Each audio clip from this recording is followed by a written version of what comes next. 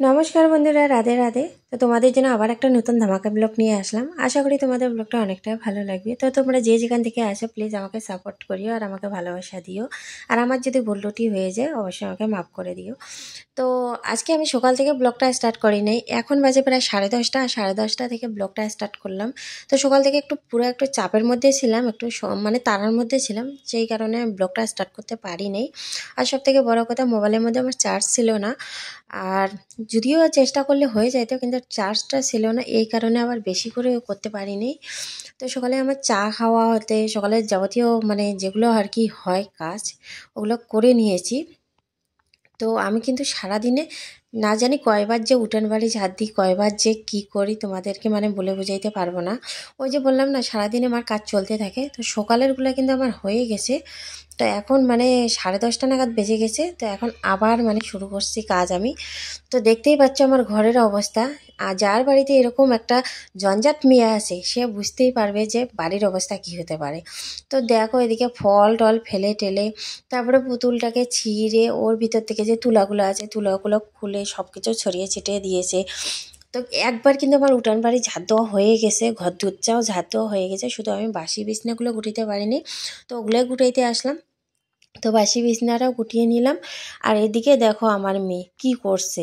ওই যে বললাম যে একটা পুতুলের মানে ওর এই পুতুলটা কিন্তু ওর দাদা আসাম থেকে নিয়ে আসছিল ওর জন্য। আসামে ঘুরতে গেছিলো এবার দুর্গাপূজার সময়, তখন কিন্তু আসাম থেকে ওর জন্য এই যে পুতুলটা নিয়ে আসছিলো। আর ওর জন্য একজোড়া চুড়ি নিয়ে আসছিলো। তো পুতুলটা আমি যত্ন সহকারে রাখছি। তো ও কী করছে, পুতুলটাকে পেরে তুলাগুলাকে একবারে পেট থেকে সব বাইর করে নিয়েছে। তো জানোই তো। তো এই খাটটা একবার আমি গুটিয়ে নিয়েছি, ও না রাত্রিবেলায় হিসু করে দিয়েছে। তাই আমি বিছনায় ওই যে চাদরগুলো যে আছে সবগুলো আমি বাইর করে নিয়েছি ধোয়ার জন্য। তো বিছনাতে একবার আমি গুটিয়ে রাখছি। আর মেয়ে কী করছে, আমার আবার বিছনাটাকে আবার হাওলে দিয়েছে। তো কী করা যায় বলো, ও ছোট, ও অবুঝ বুঝে না, তাই আমাকে এক কাজ বারবার করতে লাগে। আর এদিকে দেখো ঘরের থেকে কমলা লেবু বাইর করছে আর সবগুলো নষ্ট করছে, মানে খাবে কম নষ্ট করবে বেশি। ওর বাবু নিয়ে আসে, ও কি করবে সবগুলো নষ্ট করে ফেলে দেয়। আবার মানুষকেও দিবে, কেউ যদি ওর কাছে খুঁজে বলে আমাকে একটা দাও, তো ও একটার জায়গায় দুইটা দিয়ে দিবে। এদিকে আবার মেয়েটা খুবই উদারতা।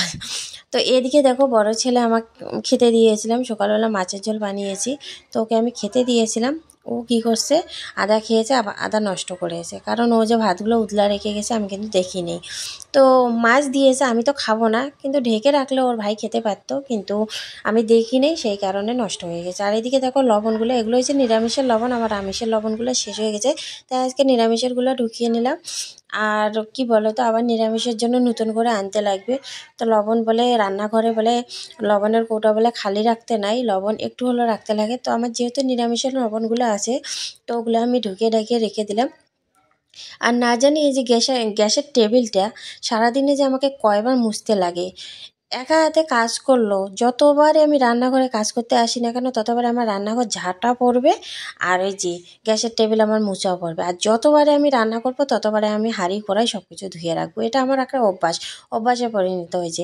আর মেয়ের অবস্থা দেখো, আমি যে ওই যে ঘরে কাজ করতেছিলাম, ও কি করছে, ড্রেসিং থেকে কাজল বাইর করছে, কাজল বাইর করে ও আয়নার সামনে গিয়ে একবারে কপালটাকে দেখো ভরায় কি করে রাখছে। তো এই মেয়েটাকে নিয়ে আমার কাজ করতে করতে অনেক মানে চাপ হয়ে যায়, কি করব। তো আজকে তোমাদের সাথে সব কিছু শেয়ার করতেছি। আমার মেয়ে দেখো আমার সাথে কি করে সারাদিনে। এদিকে আমি ঘর দুয়ার পরিষ্কার করে যাব, এদিকে ও নোংরা করেই যাবে, আমি পরিষ্কার করেই যাব, নোংরা করে যাবে। ওই দেখো বলতে বলতে তোমাদের সামনে মানে কথাটা বলতে না বলতে শুরু করে দিও। মা এনে দিয়েছিল কতগুলো শাক, বলছে শাক পাতা আমি যে ভালোবাসি তাই জন্য শাক নিয়ে আসে, বাবা কোথা থেকে নিয়ে আসছিল কিনে, তো আমাকে অর্ধেক দিতে আসে। তো আমি এগুলো বারান্দায় রাখছি। তো আমি ভাবতেছি এই যে ঘর দরজা সব কিছু ঝাড়টা দিয়ে তারপরে এই যে মনে করো শুরু করব আর কি শাকটা বেচা। তারপরে এই যে এটাও থাল বাসনগুলো যে খেয়েছি ওগুলো আছে, ওই যে বললাম যে বারবার রান্না করি বারবার বাইরে হয়ে যায়। তো রান্না বান্না করছি, খাওয়া দাওয়া হয়ে গেছে, অনেক কিছু এটাও থাল বাসন জমা হয়ে আছে। তো ভাবলাম আমি আগে ঘরের কাজগুলো আগে করে নিই, তারপরে এটা থাল বাসনগুলো মেজে স্নান করে পূজাটা দিয়ে দিব। কিন্তু মেয়ের কাজ জন্য কি আর হয়, মেয়ে তো আমার আছে একটা। তো কী বলো তো, এখনও আমি ঘর দরজাগুলো কিছুই লেপি নেই। তো আগে বড় ঘরটা লেপে নিব, তারপর রান্নাঘরটা লেপে নেব। তো সবসময়ের জন্য কি বলো তো, এ যতই গুটিয়ে গাটিয়ে কাজ করার চেষ্টা করি না কেন, ওই আমার ডিস্টার্ব হয়ে যায়, মেয়ের জন্যই ডিস্টার্ব হয়ে যায়। আরও সকাল সকাল আমার কাজ হয়ে যায়, তো কিন্তু ওর জন্য আমি কাজগুলো মানে সেরে উঠতে পারি না। কখনো হয়তো ছেলেকে দিয়ে বলি, ও যখন ওকে নিয়ে মানে একটু বাইরে যায় আমার বড় ছেলে, তখন একটু ধোমায় একটু কাজ করার চেষ্টা করি, কিন্তু আবার যদি ও আসে আবার আমার কুচাল হয়ে যায়। তো জানি না আমার মেয়েটা কবে বড় হয়ে যাবে আর কবে যে আমি একটু হালকা হব। তো আজকে তোমাদের সাথে এই ঝাড় দেওয়ার ব্যাপারগুলো একটু শেয়ার করে নিই। কারণ আমি বলি না, আমার উঠান বাড়ি ঝাড় দিতে মানে ঘর দরজা ঝাড় দেওয়া হতে, উঠান বাড়ি ঝাড় দেওয়া হতে আমার অনেক অনেক পরিশ্রম হয়ে যায়। বুঝতেই পারো, চারো কিনার আমার গাছ দিয়ে ভরা, আর এই উঠানটার মধ্যে যদি বারবার করে পাতা পড়ে না, ভালো লাগে না দেখতে। হঠাৎ করে যদি একটা মানুষ আসে, বলবে কি উঠান বাড়ি মনে হয় ঝাড় দেয় না। আর আমি যথেষ্ট পরিমাণে মানে সব সময় বাড়িঘর আমি পরিষ্কার করে রাখার চেষ্টা করি। এখন হয়তো অতটা পারি না মেয়ের কারণে, কিন্তু মেয়ে বড় হইলে আবার মনে করো আগের মতন আমি হতে পারবো। তাহলে কী বলো তো, যতই আমি পরিষ্কার করার চেষ্টা করি না কেন, আমার মানে ডিস্টার্ব হয়েই যায়। তো এদিকে কী বলো তো, আমি রাস্তাটা ঝাড় দিতে আসি, আর এখানে আমার বাবা যে চানা রাখছে, ওই চানার মধ্যে ও মানে লোভ গেছে, ও বারবার চানার কাছে আসতেছে আর বলছে চানা খাবে। তো মেয়েটাকে এখনও পরিষ্কার করাই নেই, কারণ করাবো। আমি আগে মানে নিজে একটু আগে কাজগুলো সেরে নিই, তারপর মানে ওকে পরিষ্কার করাবো। আর ওই দেখো চানা নিয়ে ও বাড়ির মধ্যে দৌড় মারলো। আর দেখো ওই যে বললাম না উঠান ঝাড় দিচ্ছি, উঠানটা ঝাড় দিতে দিতে না জানি ওর পিছনে কয়বার দৌড়াতে লাগতেছে আমাকে। তো উঠানটা ঝাড় দেওয়ার পরে এদিকে আসলাম রাস্তা ঝাড় দেওয়ার জন্য। এখনও আমি কি বলো তো মানে আমাদের যে খ্যারগুলো আছে ওগুলো এখনও গুটিয়ে উঠতে পারিনি।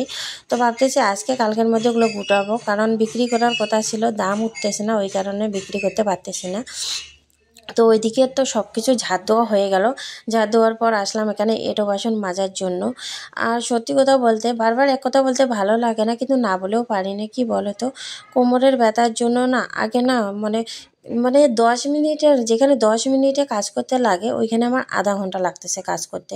মানে এতটা কোমরে ব্যথা আর এতটা পায়ের ব্যথা। তো সেই কারণে আর কি একটু আমার কাজ করতে ভালোই অসুবিধা। এমনি তো মেয়ের কারণে অসুবিধা হচ্ছে, আর একদিকে আমার পায়ের কারণে অসুবিধা হচ্ছে, কোমরের ব্যথার কারণে অসুবিধা হচ্ছে। তো দেখো ওইদিকে মানে উঠান বাড়ি ঝাড় দিয়ে এদিকে তো প্রায় মানে সময় হয়ে যাচ্ছে দুপুরের। তো কি বলতো, এদিকে আমি ভাত বসায় দিয়েছি, আর ওইদিকে আমি মানে কাজগুলোও গুটিয়ে নিয়েছি। তো এদিকে আমার রান্না হয়ে গেল, ওইদিকে আমার মনে করো বাকি কাজগুলো হয়ে গেল। তো এই যে কলের পাড়টা যে দেখতে পাচ্ছ, কলের পাড়টা আমি স্নান করার আগেই ঝাড় দিয়ে নিই। কারণ কলের পাড় মানে কলের পাড় ঝাড় দিয়ে আমি ঘরে ঢুকি না। কেন বলে তো, কলের পাড়ে অনেক নোংরা কাচরা থাকে, এঁটো থাল বাসন মাজি, তারপরে মনে করো বাচ্চারা হিসু টিসু করে। এই কারণে কিন্তু আমি মানে থাল বাসন সরি ভুল বললাম, মানে স্নান করার পরে কলের পাড়টার আমি ঝাঁট দিলে আমার একটা কীরকম লাগে, আর স্নান করার আগেও কলের পাড়টা ঝাঁট দিয়ে যদি ঘরে ঢুকি একটা কীরকম লাগে আমার। এই কারণে আমি স্নান করার আগেই কলের পাড়টা ঝাঁট দিয়ে একবারে স্নানটা সেরে নিই। তো আজকে বন্ধুরা আমি প্রায় 7 দিন পর ঠাকুর মন্দিরে ঢুকতেছি। তো বুঝতেই তো পারো, মহিলা মানুষের মাসে একবার করে পিরিয়ড হয়। তো সেই কারণে আমি 7 দিনের নিচে ঠাকুর মন্দিরে যাই না। তো আজকে 7 দিনের পর আমি ঠাকুর মন্দিরে ঢুকলাম। ঠাকুর মন্দির সম্পূর্ণ পরিষ্কার করে নিলাম। আর সবথেকে বড় কথা, আজকে হলো শনিবার আর শনি আসনও দিব। তো এখানে শনি পেঁচালি করতেছে আমার ছেলে। তো কি বলতো, আজকে অনেক দিন পর মানে ঠাকুর মন্দিরে ঢুকে মানে বাড়িঘর পরিষ্কার করে পুজো টুজো দিয়ে অনেকটাই মানে হালকা ফিল হচ্ছে, খুব ভালো লাগতেছে। তো কেমন ব্লগটা লাগলো?